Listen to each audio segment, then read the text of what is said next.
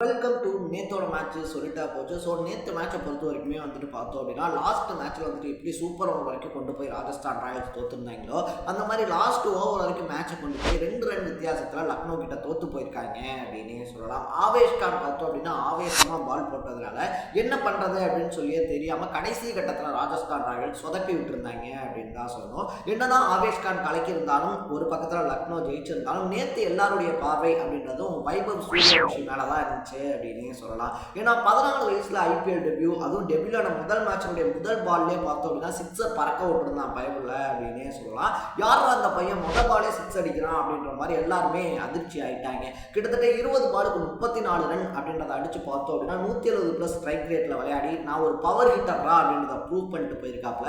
Cute என்ன அப்படின்னா அதிரடியா ஆடின பையன் அவுட் ஆனதுக்கு அப்புறமா அழுதுகிட்டு போனதான் அப்படின்னே சொல்லலாம். ஸோ நேற்று மேட்சை நீங்க பார்த்துருந்தீங்கன்னா உங்களுடைய பாயிண்ட் ஆஃப் வியூவை கமெண்ட்ல போட்டு போங்க.